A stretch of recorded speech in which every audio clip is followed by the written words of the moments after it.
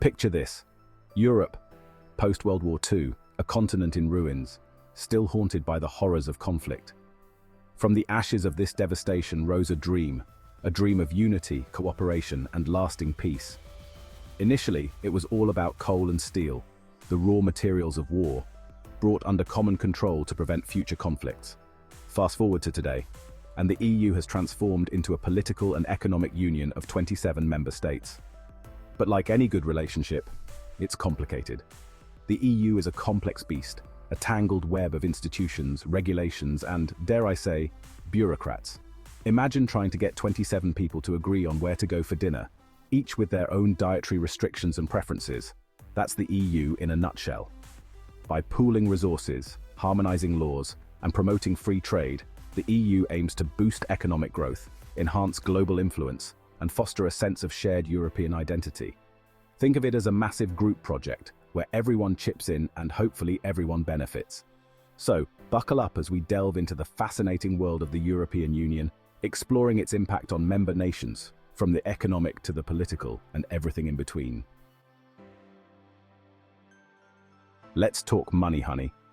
The euro, the shiny currency adopted by 20 EU member states, is perhaps the most tangible symbol of European integration. Remember the days of juggling multiple currencies while traveling through Europe? Thanks to the euro, those days are long gone for many. The single currency has undoubtedly simplified trade and travel, making it easier for businesses to operate across borders and for tourists to explore the continent without the hassle of currency exchange. It represents a deep economic integration, with member states sharing a common monetary policy set by the European Central Bank. This harmonization has its benefits, of course.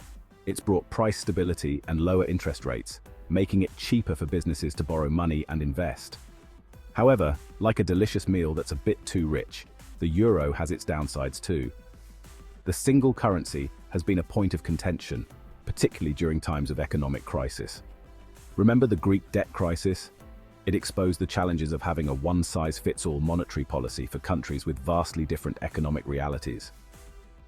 Beyond the euro, the EU has implemented a plethora of policies aimed at fostering economic integration and boosting growth. Hold on to your hats, folks, because things are about to get political.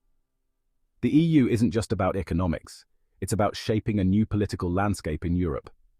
Over the years, the EU has expanded its powers, taking on more supranational authority in areas like trade, environmental protection, and even human rights. This shift towards greater political integration has been gradual but significant, with member states ceding some of their sovereignty to Brussels, the heart of the EU. Now, this transfer of power hasn't been without its critics. Some argue that the EU is becoming too bureaucratic, too distant from the concerns of ordinary citizens. Others, however, view the EU as a force for good, a champion of progressive values, and a bulwark against nationalism and populism. One of the most visible aspects of political integration is the EU's role in shaping legislation across member states. From environmental regulations to consumer protection laws, the EU has implemented a vast body of legislation that applies to all member states. This harmonization of laws has its advantages, of course. It ensures a level playing field for businesses, protects consumers across borders, and promotes common standards in areas like environmental protection. Section 4. Case Study: Greece in the Eye of the Storm. Remember Greece? The land of sun, sea, and sovereign debt crises. Well, Greece offers a compelling case study of the EU's influence, for better or worse. When Greece was teetering on the brink of financial collapse in 2010, the EU swooped in with a bailout package, but not without strings attached. Austerity measures were imposed, leading to painful cuts in public spending, soaring unemployment, and widespread social unrest. The Greek crisis exposed the tensions inherent in the EU's economic and political structures. On the one hand, it demonstrated the EU's commitment to keeping the Eurozone intact and preventing a domino effect that could have unraveled the single currency. On the other hand, it highlighted the limitations of a one-size-fits-all approach to economic governance, particularly when dealing with countries facing unique challenges. Section 5. The good, the bad, and the bureaucracy. Let's face it, the EU can be a bit of a bureaucratic maze. It's a complex web of institutions, regulations, and acronyms that can leave even the most seasoned observer scratching their head. But amidst the red tape and bureaucratic jargon, there's no denying that the EU has achieved some remarkable things. The EU has been instrumental in promoting peace and stability in Europe. For over 7 decades, the continent has enjoyed an unprecedented period of peace, thanks in part to the EU's role in fostering cooperation and dialogue among member states. The EU has also been a champion of human rights, promoting democracy, the rule of law, and social justice both within its borders and on the global stage. Moreover, the EU has played a crucial role in addressing some of the world's most pressing challenges, from climate change to global pandemics. The EU's ambitious environmental policies have set a global standard, while its collective response to the COVID-19 pandemic demonstrated the importance of international cooperation in tackling global crises. However, the EU is not without its flaws. Section 6. A future united, challenges and opportunities. As the EU navigates the choppy waters of the 21st century, it faces a myriad of challenges and opportunities that will shape its future. The rise of populism and nationalism, the ongoing war in Ukraine, the climate crisis, and the digital revolution are just some of the pressing issues testing the EU's resilience and its ability to adapt to a rapidly changing world. The EU's response to these challenges will determine its future trajectory. Will it emerge stronger and more united, or will it succumb to internal divisions and external pressures?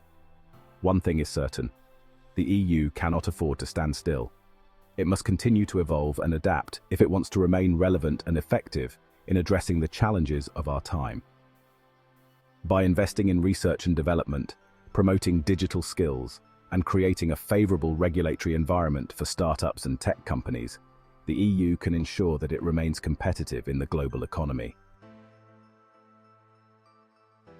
Section 7. Conclusion: Europe's evolving identity. So, there you have it, a whirlwind tour of the European Union, its impact on member nations, and the challenges and opportunities that lie ahead. The EU is a work in progress, a grand experiment in supranational governance that continues to evolve and adapt.